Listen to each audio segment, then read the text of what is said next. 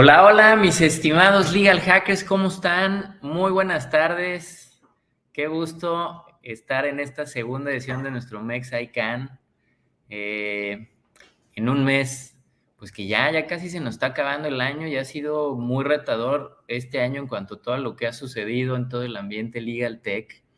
La primera edición, como algunos recordarán, los que estuvieron, lo hicimos en el mes de septiembre. Ahora se nos pasó un poquito más los días precisamente para organizar todo lo que se debe para este tipo de eventos. Y la verdad es que estamos muy contentos porque desde hoy arrancamos desde el principio a fin me atrevería a decir que es broche de oro, porque la verdad es que todas las personas y investigadores, profesores, CEOs que nos van a acompañar en el MexICANN traen la verdad es que temas muy interesantes y ustedes se van a dar cuenta cómo en esta ocasión especial vamos a estar rondando precisamente en toda la cuestión electrónica, digital, pero también en todo el aspecto tradicional, por así decirlo, todo el tema notarial, por ejemplo, lo que son las certificaciones, cómo veníamos acostumbrados precisamente o estamos acostumbrados a generar, insisto, documentos de manera física, certificarlos también de manera tradicional. Y vamos a ver precisamente en esta segunda edición del MexICANN cómo esta parte tradicional, uno, está evolucionando y cómo la parte también digital y electrónica están haciendo ese match en conjunto. Yo soy Mauricio Ocampo, soy el coorganizador del chapter de la Ciudad de México. Me da mucho gusto estar con ustedes y como saben, este evento es gracias a que nos unimos todos los chapters de Legal Hackers de México, lo cual se pone bien interesante porque esta comunidad, ahorita les voy a platicar un poco más de Legal Hackers para los que no tengan oportunidad o hayan tenido oportunidad de leer sobre nosotros, pero la finalidad de los Legal Hackers es esto, crear comunidades, crear equipos y precisamente un lugar en donde las personas podamos recurrir o podamos consultar temas que muchas veces no los encontramos en la academia o no los encontramos fácilmente en estos grupos o en estas comunidades de charlas jurídicas, ¿no? A veces nos encontramos los temas de manera ya sea ordinaria, tradicional, pero también a veces nos faltan este tipo de pláticas o discusiones o debates pues, de qué va, ¿no? Toda esta tecnología, cómo la vamos a bautizar, qué capacidades les vamos a dar, qué reconocimiento, porque es un hecho, ya las máquinas, la inteligencia artificial, que por cierto nuestro primer speaker es un buenazo en este tema y nos va a platicar al respecto, cómo precisamente está cada vez ocupando un mayor espacio en nuestra sociedad. No estoy diciendo que sea una persona, ni mucho menos, para que no nos empecemos a poner nerviosos desde el principio, pero ya está ocupando precisamente un lugar entre nosotros. De cierta manera ya empezamos a convivir con las máquinas. Cuesta trabajo, ¿no? El concepto convivir, pero es así, ya hay una convivencia con ellas y cada vez las vamos humanizando más. No sé si las máquinas están humanizando más o los humanos nos estamos robotizando o las dos, pero el punto es que están sucediendo estos dos fenómenos, pero insisto, también tenemos muchos temas que como abogados no podemos hacer a un lado. Los abogados seguimos tratando contratos, con contratos, con convenios, con certificaciones, con actas constitutivas y toda esta documentación y toda esta base legal y jurídica que necesita, insisto, seguir todavía ahí y que lo que la sociedad de cierta forma también requiere que esté presente, pues para seguirnos moviendo dentro de un campo de orden y evitar el caos humano que pudiera surgir, ¿no? Entonces, les voy a platicar rápidamente de Legal Hackers, insisto, para los que no hayan tenido oportunidad de escuchar de nosotros. Y brevemente, la verdad es que es muy interesante cómo surgió todo este movimiento, porque precisamente los Legal Hackers arrancan o comienzan con esta intención precisamente de empezar a platicar todos estos temas, por ejemplo, de inteligencia artificial, de blockchain, de criptos, de machine learning, y que luego el abogado solemos ser, tanto nuestro lenguaje como nuestra forma de ser, un poco cuadrados, ¿no? Entonces, en 2012 se empiezan a juntar precisamente un grupo de abogados en Brooklyn, en Nueva York, y dicen, oye, ¿por qué no empezamos precisamente a generar estos conversatorios, estas discusiones, estos debates entre nosotros e invitar a gente de tecnología, pues para que precisamente pues, nos ayude a empezar a entender estos temas e incluso hasta nuestro lenguaje y nuestra perspectiva empezarlo a modificar y adaptar a esta realidad? Entonces, 2012 surge este grupo que se denominan los legal hackers y se denominan hackers no en el sentido de como ahora entendemos a los hackers normalmente, que es estas personas malignas, que bueno, también tenemos a los white hackers, ¿no? Pero normalmente los hackers los identificamos como estos delincuentes o personas que tienen la habilidad para entrar a los sistemas y ya sea cometer algún ciberdelito, algún fraude, robarse información. Pero aquí el concepto hacker va más por la línea de cuando hay un sistema que precisamente ya no está funcionando para la realidad imperante o la realidad que nos está tocando, hackeas el sistema, en este caso es hackear los sistemas legales para entonces permitir que estos sistemas estén ad hoc a la realidad, porque como ustedes saben, y lo vamos a ver, insisto, con nuestro primer speaker, la realidad ya nos está superando en muchos sentidos por lo que decíamos, ya estamos conviviendo con máquinas, ya estamos creando nuestro propio dinero electrónico, ya estamos generando también sociedades digitales o electrónicas y están teniendo efectos y consecuencias en nuestra realidad análoga, por así decirlo. Entonces, precisamente los legal hackers es lo que procuran hacer, ¿no? Estos puentes precisamente entre la realidad y lo que está regulado. Y entonces es un grupo precisamente, es una comunidad que lo que busca o lo que buscamos es de manera creativa generar posibles soluciones en la intersección precisamente del derecho y de la tecnología. Entonces, como les platicaba, surge en 2012, pero pues esto se pone buenísimo, los abogados que empiezan a generar este grupo, pues empieza a correr la voz y se empiezan a unir más y más, y sobre todo en Estados Unidos se empiezan a crear más chapters. Los chapters de Legal Hackers se crean por ciudad. Hoy ya hay más de 220 chapters alrededor del mundo.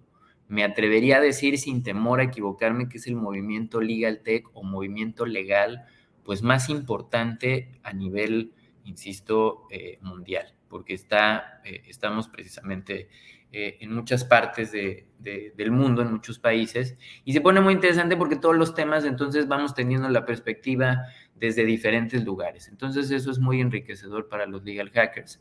E insisto, la intención es crear esos puentes, esa creatividad, esas soluciones, y cómo es que lo hacemos. Pues precisamente lo hacemos a través de estos eventos, a través de estos encuentros en donde precisamente invitamos a gente que es o experta, referencia o crack en su materia o en su profesión o en algún proyecto que esté llevando a cabo, y entonces los invitamos para que precisamente nos ayuden a entender todos estos temas para después irnos y crear estas soluciones. Como podrán ver en esta lámina, el crecimiento que ha tenido, pues la verdad es que es bien interesante y exponencial de los legal hackers. 6 continentes, más de 10,000 miembros, más de 430 organizadores. Aquí el número ya se quedó corto de los 130 chapters, como les decía, ya hay más de 200 chapters alrededor del mundo y seguimos creciendo. ¿Cuál es la filosofía o el ethos de los legal hackers? Pues precisamente generar una comunidad accesible, abierta, que comparta y que también de cierta forma se divierta. Nosotros normalmente en las profesiones jugamos mucho a estas son mis fichitas y no las quiero prestar, no las quiero compartir, y precisamente de la mano con los legal hackers lo que se busca es eso, abrirse, compartir. Si yo genero una solución, pues al de enfrente, si le va a servir, pues también precisamente hacérsela accesible y viceversa, ¿no? Ese es precisamente lo que hacia donde mira los legal hackers. Entonces es precisamente un movimiento open source, tipo Wikipedia, como lo veíamos, que precisamente el conocimiento y lo que se va investigando se busca compartirlo. Y de cierta manera lo que lo hace también muy interesante es que es un movimiento que es voluntario. La mayoría de los que somos legal hackers, pues no es que nos dediquemos a ser legal hackers todo el tiempo. tenemos, en mi caso tengo mi propia firma, en el caso de los que también en Ciudad de México organizan el chapter, pues también están en su oficina trabajando, están también en despachos, en gobierno, y tomamos precisamente Legal Hackers, como decimos, por amor a la camiseta, de manera voluntaria nos involucramos en este movimiento con esta finalidad de que cada vez más personas conozcan y sepan que hay estas soluciones, que hay estas realidades y que hay soluciones al respecto. ¿Qué no es Legal Hackers? Precisamente no es una empresa lucrativa, no se busca lucrar con Legal Hackers, no es una asociación tampoco de intercambio, no es un grupo político y tampoco lo que decíamos, no es que seamos white o black hackers como los conocemos, insisto, es un grupo neutral, apolítico, cuya finalidad es eso, llevar conocimientos para después irnos a nuestros trabajos o a nuestras casas y entonces ya en conjunto crear estas soluciones. Pero es importante que sepamos que Legal Hackers se maneja y su finalidad es que no sea con fines de lucro. Por eso la mayoría, si no es que todos, al menos en México, sí, me atrevo a decir que en México todos los eventos han sido gratuitos y en la mayor parte del mundo, ya cuando los eventos sí son grandísimos y van a invitar a gente muy importante, a veces se puede tener alguna cuota de recuperación, pero Legal Hackers, afortunadamente, tenemos sponsors que nos ayudan a sobrevivir, que por cierto tenemos sponsors para este evento, a los cuales les agradecemos mucho y más adelante los vamos a mencionar, pero esta es la finalidad de Legal Hackers y la razón por la cual afortunadamente sigue y seguirá, esperemos, mucho tiempo más. Entonces, como verán, Legal Hackers son muchas cosas en donde se conjuntan diferentes profesiones, diferentes perspectivas, académicos, diseñadores, tecnólogos, abogados. Es importante mencionar que esto no es un movimiento de abogados solamente. De hecho, es un movimiento muy multidisciplinario. Muchas veces en nuestros eventos tenemos más gente que no es abogado, que no se dedica a derecho directamente, pero que de alguna forma está alrededor de la industria legal o que le impacta esta industria. Entonces decide unirse a los Legal Hackers y crear esta comunidad. Hemos tenido diferentes eventos alrededor del mundo. Uno de ellos es el CLB Fest, el Computational Law and Blockchain Festival, que se realiza de manera conjunta con todos los chapters alrededor del mundo. Nos ponemos en sintonía todos y llevamos a cabo este evento en un solo momento. Entonces, imagínense, se pone bien interesante porque puedes ver eventos en diversas partes del mundo, hablando a veces de temas muy similares, pero con esa perspectiva. Entonces, el CLB Fest es uno de los más importantes y la versión mexicana es precisamente en el que ahorita estamos, que es el Mexaican, que es el evento más icónico y más importante, insisto, a nivel México y uno de los más que está teniendo mayor impacto también a nivel Latinoamérica. En México ya somos más de 9 chapters en donde tenemos a Guadalajara, a Monterrey, a Tepic, a Cancún, a Ciudad de México, entre otros, y que precisamente estamos queriendo llevar toda esta información y todo este conocimiento a muchas partes sobre todo donde queremos sembrar la semilla y es muy importante es en la academia. Como ustedes saben, las generaciones siguen creciendo y son ellos los que de alguna forma nos van a ayudar a poner esas soluciones. Ahorita Philip, que es nuestro siguiente speaker, nos va seguramente a platicar cómo ya también las nuevas generaciones perciben estos temas y a veces es mucho más fácil con estas generaciones que están tan acostumbradas a la tecnología, pues pensar en estas posibles soluciones de nuestra realidad y de esta convivencia con la tecnología. Pues bueno, como les decía, tuve la fortuna de en 2017 abrir el primer chapter de los Legal Hackers y eso permite que precisamente desde esa fecha hasta hoy haya habido una expansión y cada vez se generan temas, al parecer, que tocan fibras más delicadas o más importantes y no es la excepción precisamente en los temas que vamos a estar viendo en este Mexaican. Y bueno, para precisamente continuar y ya más bien arrancar con este gran evento, le quiero ceder la palabra a otro coorganizador del chapter de Ciudad de México y de Cancún, que es Juan Pablo, quien la verdad es que estoy muy contento de que esté en el equipo porque precisamente él nos está ayudando pues a ver a esa parte fresca, esa parte en donde a veces uno que ya tiene sus añitos, a veces puedes ofuscarte y no ver esa innovación o esa creatividad en este tipo de casos. Entonces, pues le doy la bienvenida a Juan Pablo, que nos va a ayudar a presentar a nuestro siguiente speaker y me da mucho gusto, estamos en contacto y espero que disfruten mucho su evento.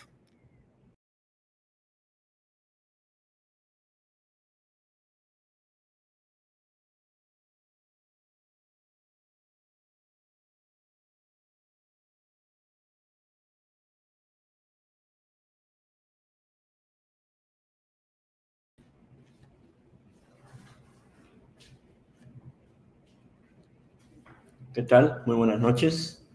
No sé si me ven. Perfecto. Agradezco mucho la presentación de Mauricio. Como bien menciona, soy Juan Pablo Figueroa, miembro y coorganizador de este movimiento Legal Hackers. Y algo que me gustaría rescatar de Legal Hackers, como bien mencionó Mauricio, es que Mexicana es un evento enfocado a generar comunidad y a transmitir conocimiento. No únicamente de una forma compleja, como usualmente se nos acostumbra, sino de una forma dinámica y sencilla. Entonces, es para mí un honor, para no robarles más tiempo, presentar a nuestro primer ponente, el licenciado Philippe Prinstrito, quien tuve el honor de compartir clase con él en la facultad, y es uno de los expertos en materia de inteligencia artificial y digitalización del derecho. Lo invitamos debido a que, como saben, la digitalización es un tema que nos ha abordado desde de toda nuestra vida y ha sido parte esencial.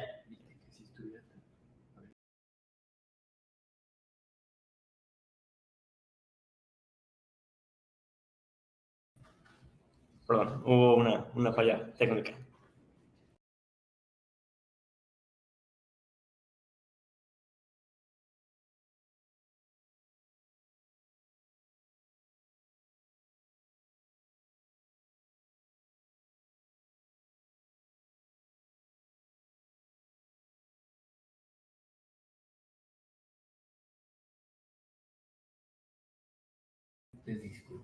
Ustedes disculparán, es primera vez que estoy dando una presentación de ese gran evento. Pero bueno, como les mencionaba anteriormente, doy la bienvenida a nuestro primer ponente, el licenciado Philippe Prinstrito, quien nos compartirá sobre los mitos y sobre la realidad de qué es la inteligencia artificial, qué usos tiene hoy día y cuáles sus alcances al futuro más cercano se avecinan. Licenciado Philippe, gusto en saludarlo, le agradezco su tiempo, no le robo más tiempo, adelante, por favor. Muchas gracias, Juan Pablo, gracias, Mauricio. Gracias también a todo el equipo de Legal Hackers por la invitación. La verdad es un honor estar en esa conferencia que organizan. ¿Sí me escuchan bien? ¿Todo bien? Sí, se escucha bien. Pues sí, o sea, es un honor también como descubrir acerca de su filosofía, que se suma a otras iniciativas como la de la Electronic Frontier Foundation u otras organizaciones que justamente trabajan acerca de una cultura más abierta y pues completamente estoy yo muy honrado de ser parte de este gran evento. Así que pues me han pedido que empiece esta primera parte hablando de la inteligencia artificial, hablando de la inteligencia artificial en relación con la propiedad intelectual. No es una tarea fácil, tengo 40 minutos, pero pues, puesto que me imagino que hay muchos geeks aquí, podemos decir que, o sea, Morpheus decía que nunca dijimos que iba a ser fácil. Pero pues, así que tengo que empezar con algunas precauciones y decirles desde dónde estoy hablando. Yo vengo del mundo de la ingeniería y pues, pero también soy un teórico del derecho. Después de la ingeniería me dediqué al derecho con una licenciatura, una maestría, y ahora estoy haciendo mi tesis de doctorado en inteligencia artificial. Entonces, pues aquí el núcleo de mi investigación se basa en el tratamiento automático del lenguaje jurídico en la automatización de tareas legales, así como en la regulación de la inteligencia artificial, especialmente desde el punto de la ética, desde el punto de también la protección de los datos personales. Así que, como pueden imaginar, la propiedad intelectual y la inteligencia artificial es un tema relacionado con mi investigación, es un tema importante, pero no central. Y así, tras estas precauciones epistémicas, les presentaré, déjenme compartir la pantalla. No sé si ya ven mi pantalla. Me imagino que sí. Entonces, pues, les presentaré algunas de las diferentes cuestiones que aparecen justamente en la investigación, en la investigación acerca de esta materia. Probablemente haya más preguntas que respuestas, de hecho.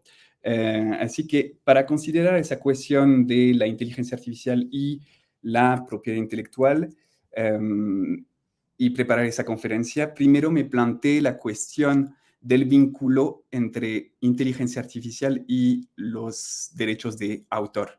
¿Dónde podemos encontrar el vínculo entre estas dos realidades? Por un lado, una tecnología, una de las tecnologías más innovadoras, la inteligencia artificial, una especie de palabra de moda también, con un fuerte halo simbólico. Seguramente cada persona en la asistencia se imagina algo y define de su propia manera la inteligencia artificial. Entonces, no sabemos exactamente de qué estamos hablando. Y por otro lado, pues los derechos de autor, figura jurídica bien establecida, tanto en los sistemas anglosajones como civilistas. Entonces, pues, ¿dónde encontramos este vínculo? Y pues, número uno, en un contexto técnico y social, pues todos hemos oído hablar de estas creaciones generadas por la inteligencia artificial o supuestamente generadas. Aquí pueden ver The Next Rembrandt, un cuadro al estilo de Rembrandt, que fue un proyecto patrocinado por Microsoft. También muy conocida Daddy's Car, que es una canción al estilo de los Beatles. Aquí también ven Edmond de Bellamy, que hizo mucho ruido porque se vendió hace unos años en Christie's por más de $400,000 y se anunció como una obra creada por una inteligencia artificial y pues firmada por un colectivo que se llama Obvious. Y pues el álbum I Am AI, que es también que se puede leer de los dos lados, y pues también se puede encontrar en algunas plataformas. Así que aquí pueden ver que realmente hay un contexto de creación.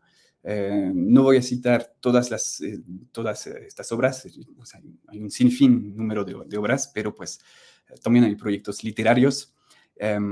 Y hay un cierto número entonces de proyectos vinculados al arte, proyectos de creación algorítmica, en cierto modo, y también pues otras producciones de la inteligencia artificial donde finalmente no vemos ningún componente artístico, a pesar de que técnicamente no difiere mucho en la forma en la cual se producen, desde un punto de vista de ciencias de la computación, no difiere mucho, pero pues en ciertos casos vamos a hablar de arte y en otros no.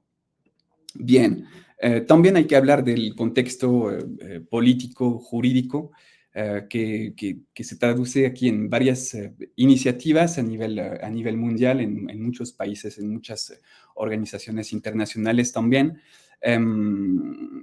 y establece eso, el vínculo entre la inteligencia artificial y los derechos de autor. En Estados Unidos, el Departamento de Comercio se ha interesado por eso desde 2018.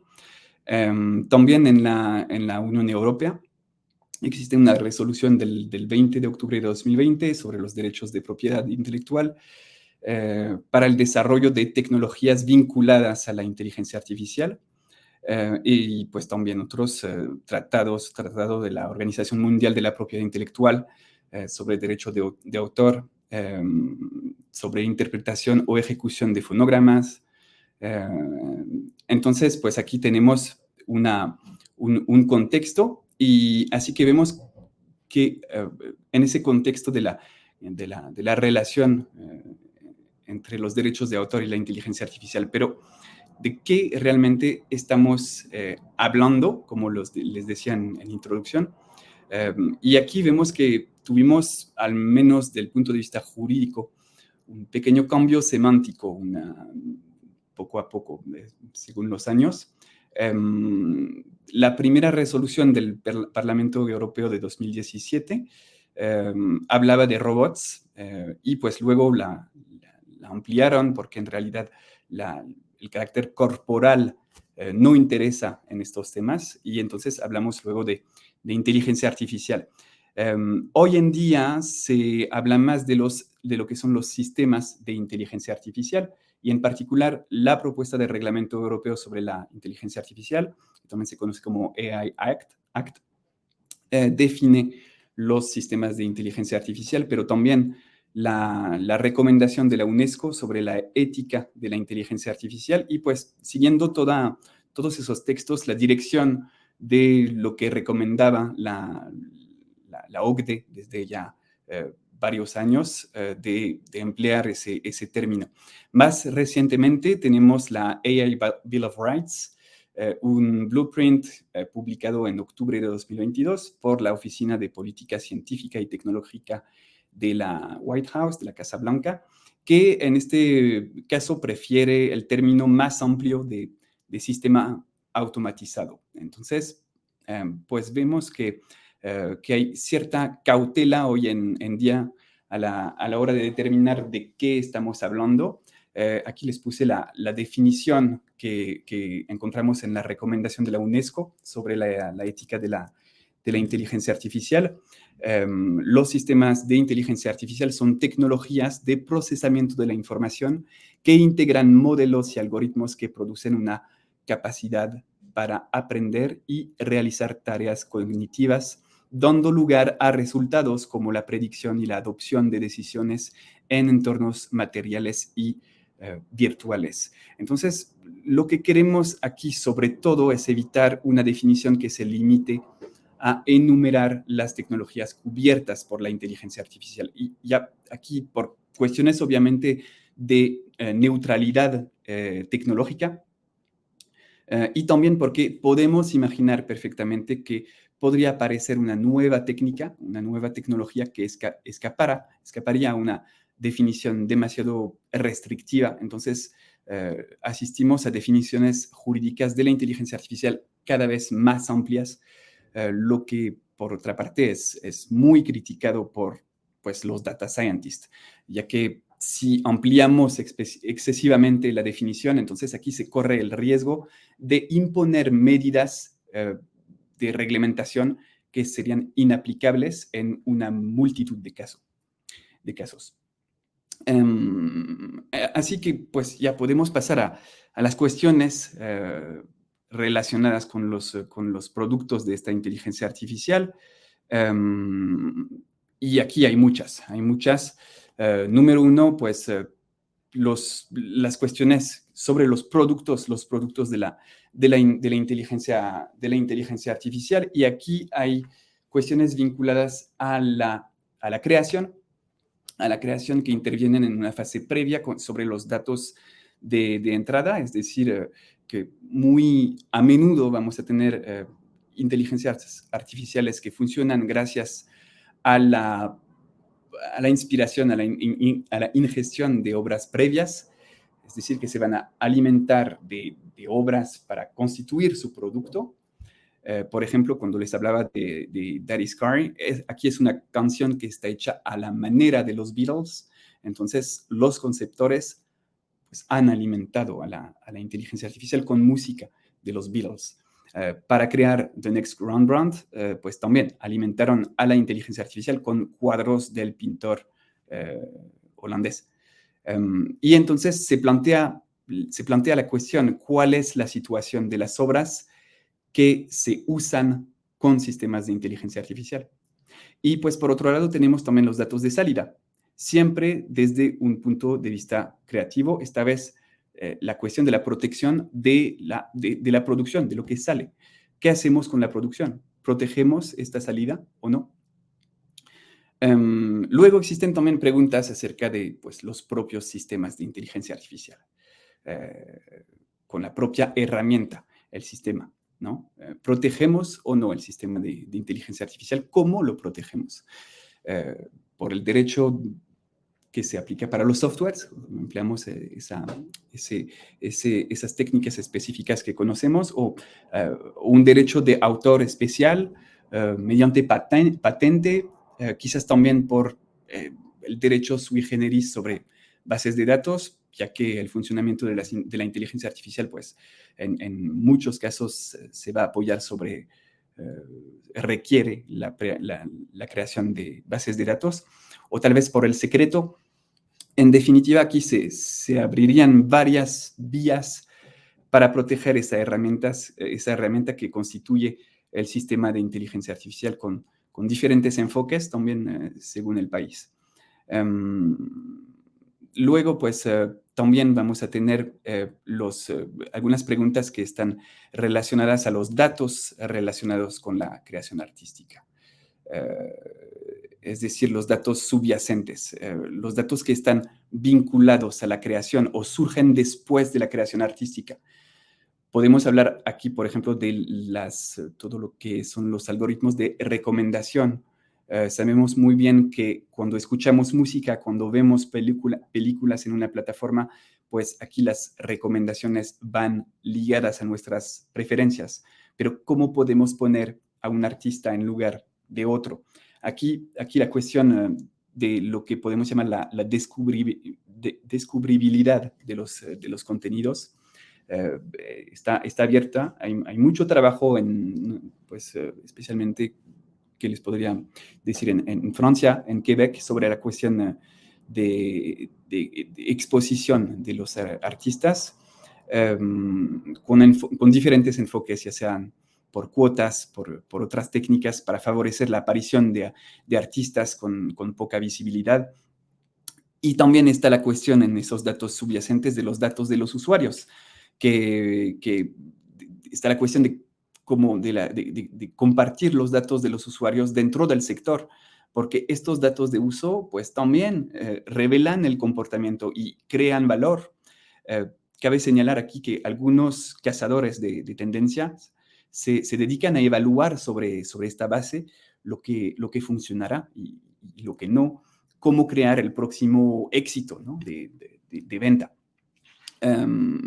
Y pues finalmente está la cuestión de la moderación y reconocimiento de contenidos en cuanto a los datos. Está, por supuesto, esta cuestión bastante amplia, en particular para evitar falsificaciones. Me imagino que sobre este tema mañana Patricio González seguramente podrá hablarles de esto mejor que yo en la sesión de mañana. Así que son muchas preguntas y obviamente no voy a cubrirlas todas en 40 minutos, por lo que voy a limitar mi intervención al aspecto creativo, a los productos de la inteligencia artificial. Entonces, así que sobre esas cuestiones relacionadas con la creación literaria, artística, como les dije, la cuestión es doble. Tenemos datos de entrada, datos de salida. Entonces, primero los datos de entrada. En los últimos años, aquí se han producido algunos avances interesantes, principalmente, bueno, les voy a presentar los que observé en la Unión Europea en el contexto del Digital Single Market.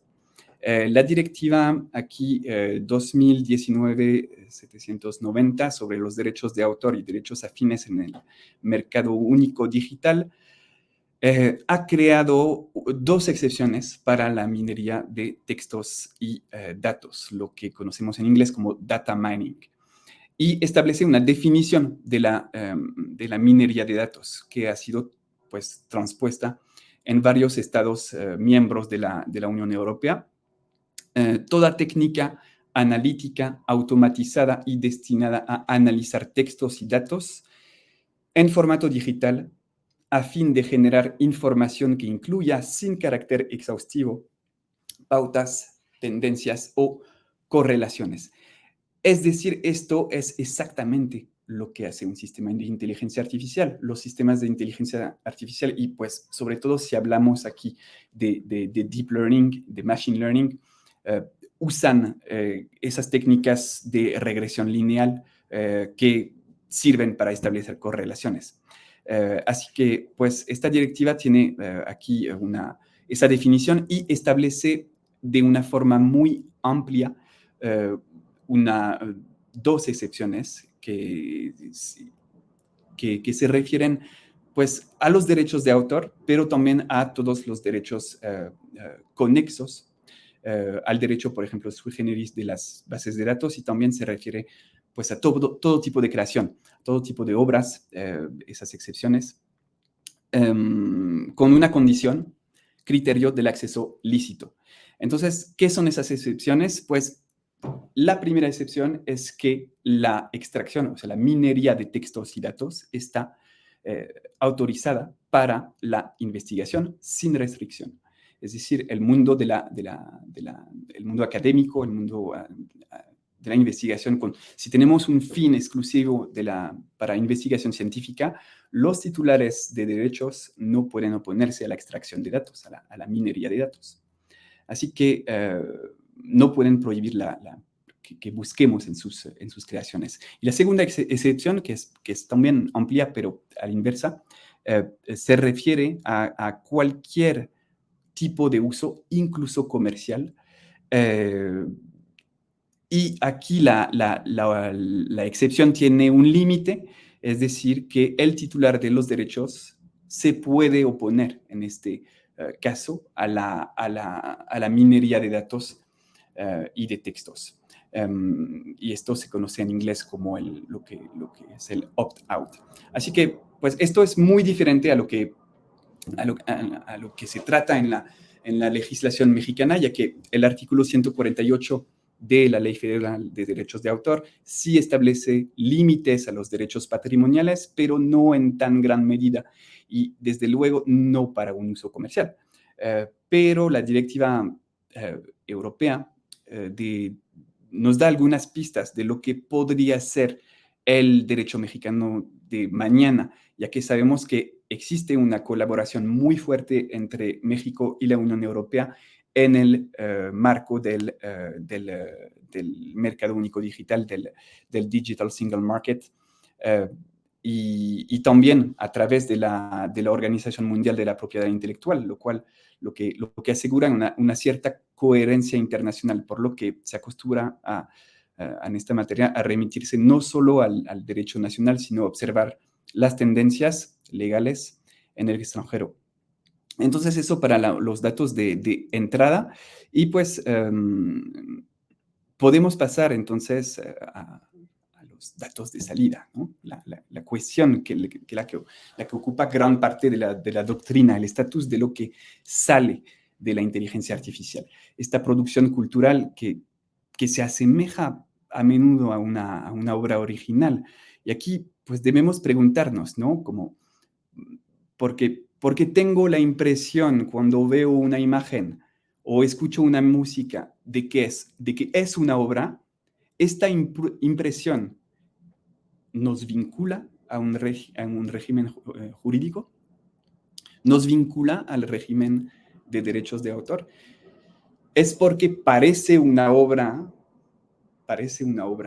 que debemos recurrir a los derechos de autor o no para proteger pues, los logros que vemos, que constatamos en esas técnicas de inteligencia artificial, ¿no?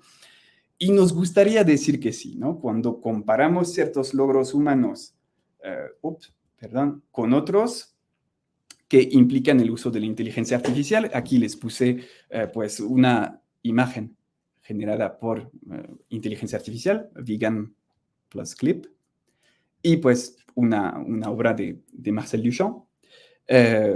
Pues sería legítimo o pertinente negar a la producción mediante inteligencia artificial, el acceso a la protección de los derechos de autor, mientras acogemos dentro de los derechos de autor obras de arte contemporáneo inspiradas del dadaísmo como la fuente de Duchamp.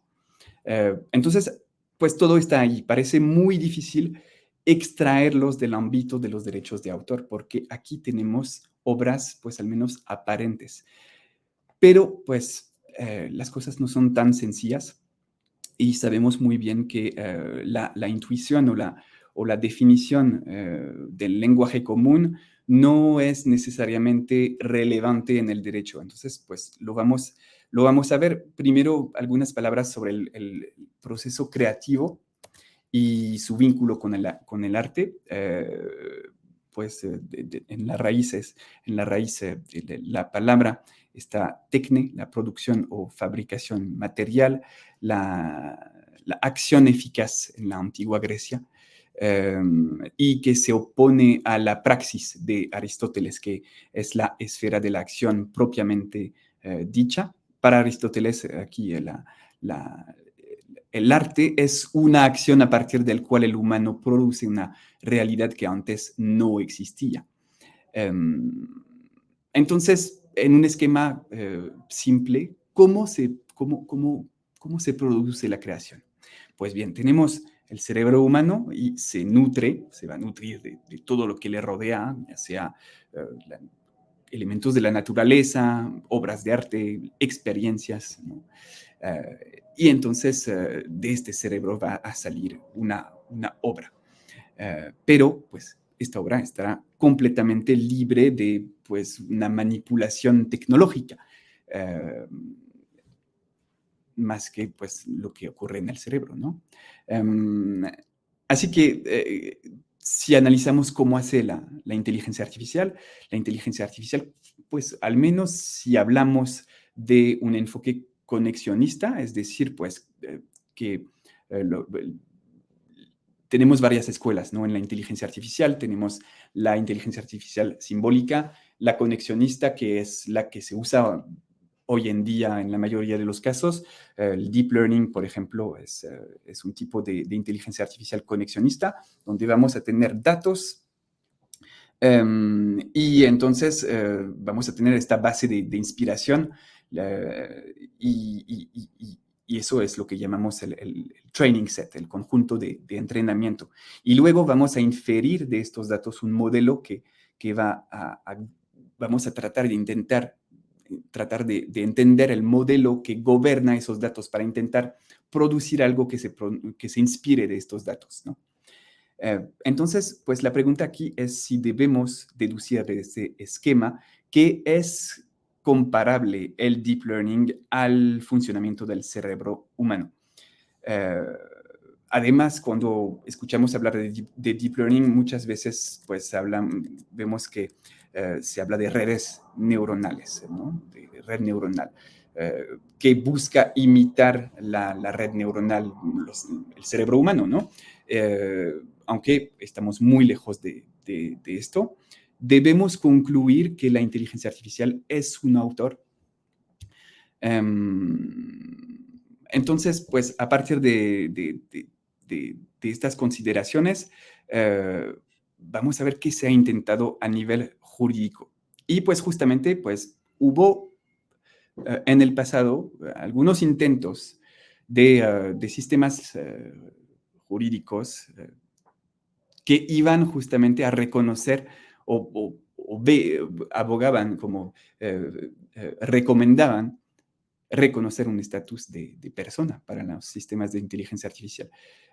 Y realmente no hace mucho, en una resolución aquí de 2017 del Parlamento Europeo, se nos dice que quizás a largo plazo tendremos que crear una personalidad jurídica específica para los robots, de forma que como mínimo los robots autónomos más complejos puedan ser considerados personas electrónicas.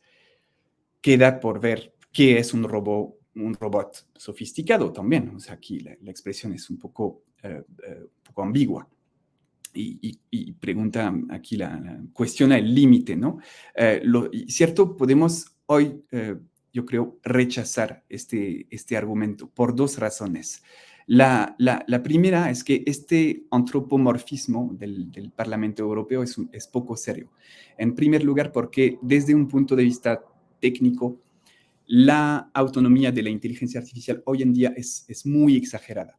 Hay humanos por todas partes, realmente, en una empresa de inteligencia artificial, hay humanos por todas partes. En algoritmos de inteligencia artificial son usados por humanos, se conciben, están diseñados por humanos y pues estamos lejos del gran reemplazo, estamos todavía en una parte donde la inteligencia artificial es conocida como una inteligencia artificial débil, es decir, que hace una tarea y sobre todo no está consciente.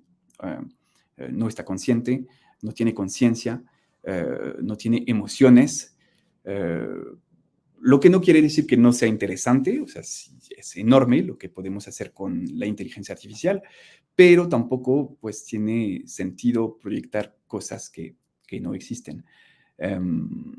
Aunque los humanos siempre hemos soñado jugar a ser Dios, bueno, pues aún no estamos aquí. Y pues la segunda razón es el antropocentrismo del sistema de derechos de autor. La segunda razón aquí tiene que ver con la técnica jurídica. ¿Por qué? Porque daría un vuelco total a las categorías jurídicas y en particular a la distinción entre objeto de derecho y sujeto de derecho, lo que en derecho no es actual. También hay que pensar en la teoría general, ¿no? Y pues hay problemas de límites también, porque se nos habla de los robots más sofisticados, pero ¿en qué momento se pasa de una sofisticación a otra? En definitiva, esta afirmación se basa sin duda en una visión antropomórfica de la inteligencia artificial y ha sido abandonada en gran medida hoy en día en la investigación en este campo. Y entonces, pues, viene la cuestión de cómo proteger los productos de los sistemas de inteligencia artificial. Volvemos aquí a esta resolución que les mostraba y donde justamente nos decía que sería necesario definir los criterios de las creaciones intelectuales adecuadas, aplicables a las obras protegidas por derechos de autor, creadas por ordenadores o robots. Entonces, pues aquí se hablaba de robots u ordenadores, pero en cualquier caso, el Parlamento Europeo parece sugerir que habrá que adaptar los criterios clásicos de la noción de obras a las creaciones generadas por la inteligencia artificial. En este punto, en primer lugar, hemos evolucionado un poco y aquí nos vamos a centrar, les voy a ilustrar mi tema con la noción de herramienta. Me gustaría que tomemos unos minutos para explorar esta noción de herramienta. Si imaginamos un proceso creativo, justamente, pues tenemos siempre cierta distancia entre el autor y su obra, salvo ciertos casos, ¿no? Pero pues en realidad la herramienta es justamente lo que va a hacer crecer esta distancia entre el artista y su obra. Entonces, pues aquí una pintura ya aparece la herramienta y poco a poco tenemos ejemplos de obras donde la herramienta aleja, entre comillas, el artista de su obra. Aquí Shooting Painting American Embassy de Niki de Saint-Phalle, que pues ya ni hay un vínculo físico entre el artista y su obra. Y pues si miramos los debates acerca de la fotografía, fueron planteados exactamente de la misma manera que los debates que vemos ahora acerca de la inteligencia artificial. Es decir, pues la herramienta realmente es un impedimento, es una pared entre el artista y la obra. Y pues los debates están todavía actuales. Aquí les puse otro ejemplo de una máquina que hace sola las ciertas esculturas sin intervención finalmente del artista. Y pues les volví a poner The Next Rembrandt, donde parece ser que la herramienta impone todavía más distancia entre el artista y su obra, o el Teatro d'Opéra Spatial de Jason Allen, que aquí pues se dice que es una obra generada por inteligencia artificial. Entonces, aquí lo que quería ilustrar con esto es que en realidad la diferencia, la distinción que tenemos que hacer es que ya no se habla de obras creadas por ordenador o por robot, pero sobre todo se insiste hoy en la necesidad de distinguir entre creación asistida por una inteligencia artificial y creación generada por una inteligencia artificial. Porque en la mayoría de los casos, y en todo caso en los casos que les he presentado en la introducción, van a tener una creación que es asistida por una inteligencia artificial, no una creación generada por una inteligencia artificial. Y en estas condiciones, la inteligencia artificial es solo una herramienta. Así que ciertamente es una herramienta muy sofisticada, pero este aspecto, la naturaleza sofisticada de una herramienta, no entra en ecuación para la calificación y para el acceso a la protección de los derechos de autor. Entonces, aquí hemos tenido, como les dije, esa inquietud, ese debate al momento de la aparición de la fotografía. Y pues significa que la herramienta, ya sea un pincel, un instrumento musical, una inteligencia artificial, no es un criterio para calificar o descalificar el acceso a la protección. Pero siendo así, significa que tendremos problemas con los límites entre las creaciones asistidas por la inteligencia artificial y las creaciones generadas por la inteligencia artificial. Y no sabemos cuándo pasaremos de una categoría a la otra. Y quizás la protección de una protección a otra, más bien. No lo sabemos. Y pues todo eso plantea dificultades. Entonces, pues, ¿qué protección? Aquí hay dos caminos abiertos para nosotros: la vía de los derechos de autor, que parece la más natural, o quizás la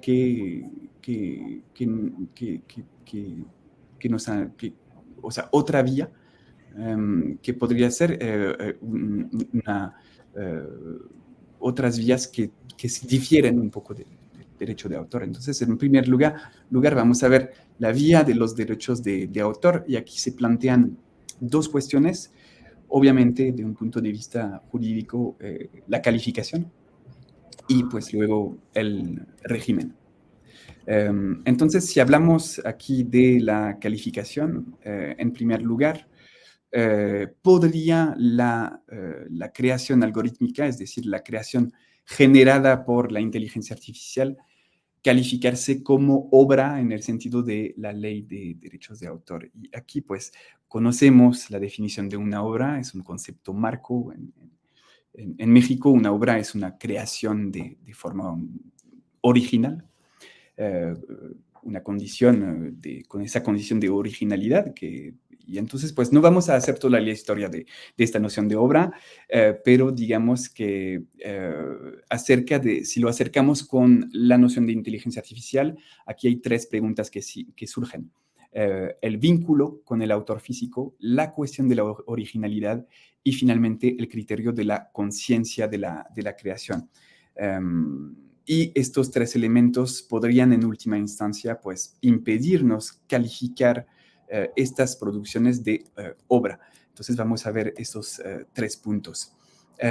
Primero, el vínculo con el autor físico, el autor persona física. Este vínculo parece ser una exigencia internacional compartida sugerida además por pues, el Convenio de Berna, que se refiere a la concesión de derechos después de la muerte del autor. Entonces, aquí algunos autores de doctrina leen en el Convenio de Berna que el autor, pues sí, es una persona física porque pues, puede morir. Y es cierto que pues, también lo encontramos en el artículo 12 de la Ley Federal de Derechos de Autor. El autor es la persona física que ha creado una obra literaria y artística, y pues la Suprema Corte de Justicia de la Nación ha precisado que una persona moral nunca puede ser autor, solo una persona física puede serlo, y también que esto no representa una discriminación a nivel constitucional o convencional. En Estados Unidos esto está establecido en las normas también de la Oficina de Derechos de Autor estadounidense, y sabemos que para calificar como obra original tiene que ser producida por un ser humano, por lo que no por una inteligencia artificial. Entonces, en Australia y en muchos otros países del mundo existe este vínculo con la persona física infrancable. El segundo criterio, es la cuestión de la originalidad. En México, al igual que en España o en Francia, tenemos una visión muy particular de la originalidad, personalizado, subjetivo.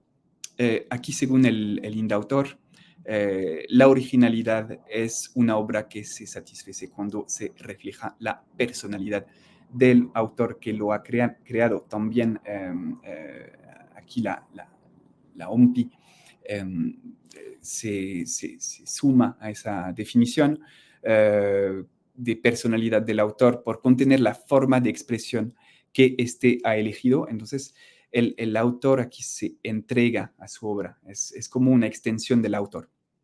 Y por eso tenemos esta visión tan personal, esta expresión de la personalidad del autor también se encuentra en la obra, o sea, directamente en la obra. Tenemos varias sentencias en otros países, en la Unión Europea, que también confirman ese acercamiento. Y por eso, pues eso plantea dudas, porque la expresión de la personalidad del autor es un criterio que funciona perfectamente para cierto tipo de obras y luego para otras, pues nos deja un poco perplejo. Por ejemplo, cuando hablamos de programas informáticos, aquí la personalidad del autor en un código, pues es algo un poco especial.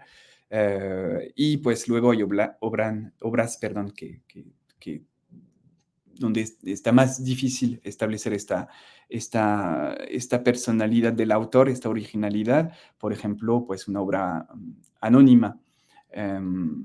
Entonces, pues este criterio pues, se aprecia de una forma subjetiva, también se puede apreciar según en ciertas interpretaciones de una forma objetiva, es decir, como desde el punto de vista de la obra, si se considera como originalidad, como una novedad objetiva,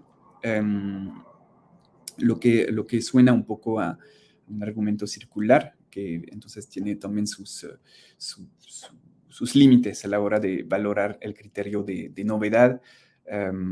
Pero pues en cualquier caso son preguntas que podemos hacernos para acoger las creaciones generadas por la inteligencia artificial. Y pues finalmente el último criterio, que es el de la conciencia de la creación. Algunos aquí libros doctrinales afirman que debe existir una conciencia de creación.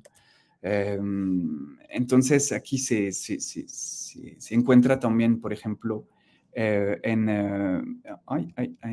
que no puse, en Face Publication versus Rural Telephone Service Company, donde el derecho de autor tiene como objeto el fruto del trabajo intelectual, mismo que se basa en el poder creativo de la mente. Así que obviamente aquí la inteligencia artificial, como les dije, no tiene conciencia, eso está claro.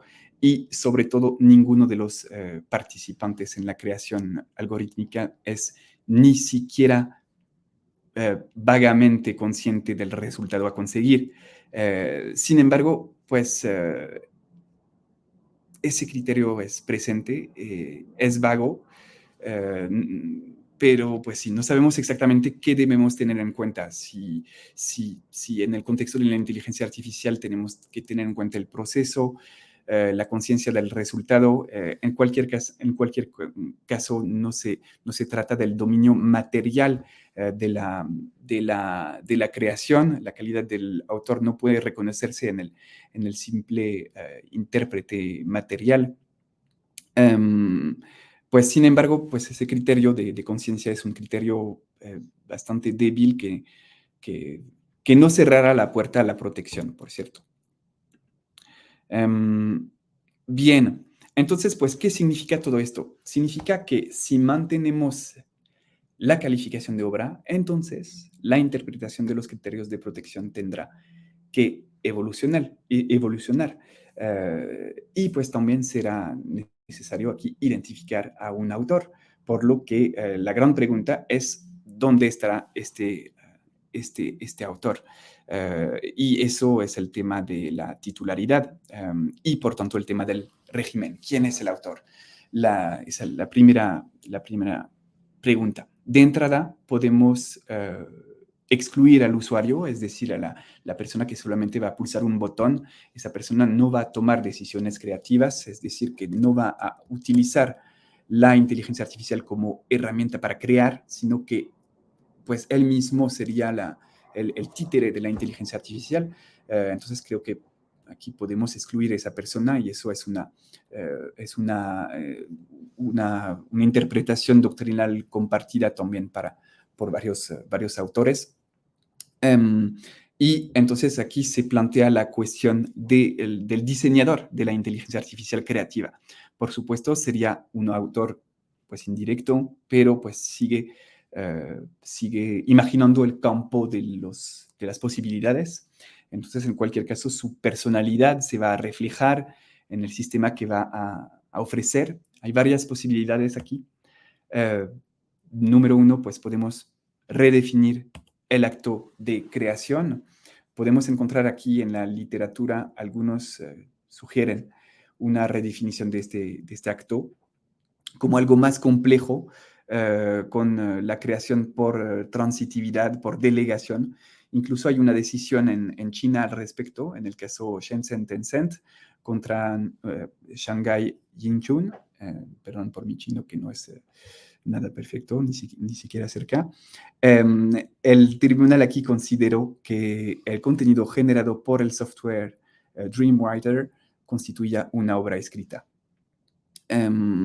Entonces, pues, primera solución. Segunda solución, mecanismos de vinculación jurídica, como la accesión. Entonces, aquí en muchos países de derecho civil, una solución que podría usarse, que permitiría la accesión por parte del titular del sistema de inteligencia artificial de la cosa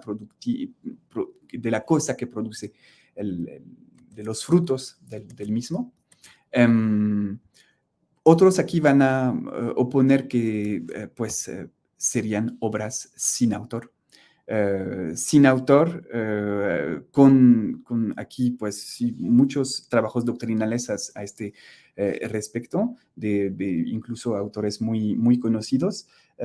Eso significa obras sin protecciones, pues aparentemente no necesariamente. O pues también establecer una protección específica, si fuera necesario, establecer una ficción en cuanto a la autoría. Tal vez habría aquí que cambiar el vocabulario y ya no hablar de autor, sino de primer titular de los derechos. Pero pues en cualquier caso, todos aquí los escenarios están abiertos. En cuanto al contenido de la protección, también hay muchos escenarios posibles. Protegemos mediante pues, la ley de derechos de autores o creamos un régimen especial de derechos de autor en comparación con el que conocemos para pues, los softwares. ¿Qué se hará con los derechos morales? Para los países donde existen los derechos morales, este derecho moral sabemos que es muy poderoso, sabemos que puede incluso intentar a la fuerza vinculante de los contratos. Entonces, pues habrá que adaptarlo para las creaciones generadas por una inteligencia artificial, pues podría también ser una opción. Y pues, ¿qué pasa también con el plazo de protección? ¿Será necesario un plazo de protección especial más corto? Pues porque no vamos, por ejemplo, a buscar la muerte del autor si no tenemos un autor si no tenemos un autor. Lo que también es importante decir es que pues finalmente aquí tenemos también que esperar porque todavía no tenemos una decisión que resuelva esas dificultades en materia de derechos de autor. Vamos a ver si la Suprema Corte está dispuesta a emitir una interpretación para recibir esos objetos y quizás también ajustar la protección.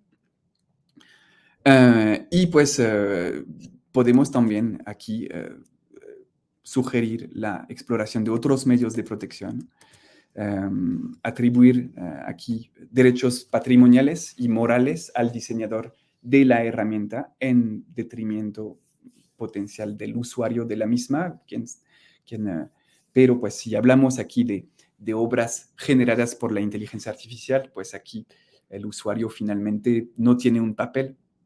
Así que si protegemos, pues podemos imaginar una ficción como la que plantea el derecho inglés en la ley inglesa de derechos de autores, de autor, diseños y patentes de 1988.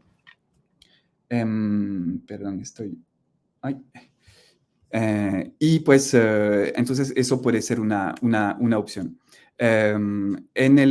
También esta opción está presente en otros países como Nueva Zelanda y pues obviamente incluye otros retos plantea otros retos que habría que resolver, pero se me está acabando el tiempo. Entonces, pues nada más algunas palabras incluso acerca de los derechos conexos. Podríamos pasar por un derecho conexo, como el derecho sui generis de los productores de bases de datos. ¿Por qué no? Todo está abierto. O también, y aquí está abierto la no protección, es decir, que las obras generadas por la inteligencia artificial pues estén sea algo común por referencia al dominio público. Algunos autores aquí hablan de Common by Design. Y pues aquí pues todavía hay otros retos que están presentes. Y pues se plantea la cuestión, por ejemplo, de los derechos conexos del artista que va a interpretar una obra generada por la inteligencia artificial, porque pues si no hay derechos iniciales, no vamos a poder tener derechos posteriores. Sería, yo creo que todo de mi parte. Vemos que es un campo que es como muy que trae consigo mucha reflexión, donde mucho está por hacerse. Y pues les agradezco mucho por su atención y estoy abierto a sus preguntas. Muchísimas gracias, licenciado. Como bien menciona, es un tema muy vasto que sigue generando cambios en nuestra vida y que en el tema de propiedad intelectual es todavía un poquito más confuso porque pues, es la creatividad en sí misma comparada con la forma en que crea la inteligencia artificial. Y dado el tiempo, nada más me gustaría hacerle una pregunta. Hay muchos en los comentarios, se agradecen sus aportaciones, las tendremos en cuenta, pero por cuestión de tiempo vamos a hacer solamente una y es de opinión, licenciado. Díganme usted en sus palabras, ¿cuál considera o cuál fue el motivo por el que se creó la inteligencia artificial?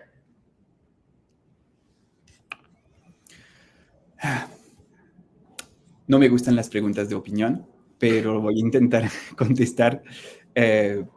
Finalmente, pues yo creo que aquí nos tenemos que referir a los creadores. Finalmente, la inteligencia artificial apareció para resolver problemáticas. Sí,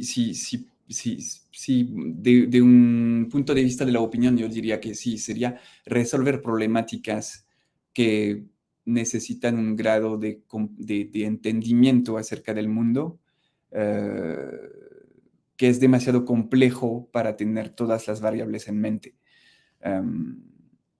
Entonces, pues, obviamente sí hay una lógica aquí que es de efectividad, pero también de interés para la tecnología.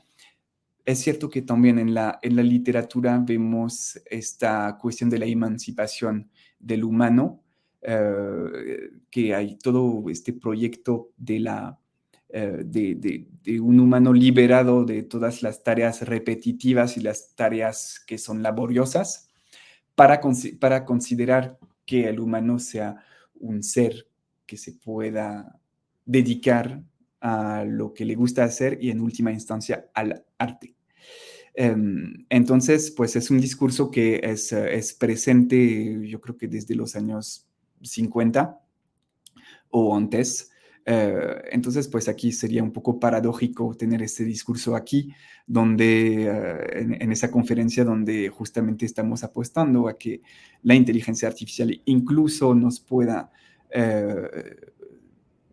quitar esta facultad de hacer arte. Sí, claro. Sin embargo, estamos lejos de esto porque incluso vimos acerca del proyecto creativo, del proceso creativo, y realmente parte importante del proceso creativo es el acto de crear, de estar consciente de crear. Y pues esto no estamos cerca de estas consideraciones con la inteligencia artificial, al menos hoy en día y ciertamente en los años que vienen. Muchísimas gracias, licenciado. Nuevamente agradezco su tiempo y cedo la palabra a Mauricio para presentarnos su siguiente ponente. Le agradezco mucho, licenciado. Gracias a ustedes.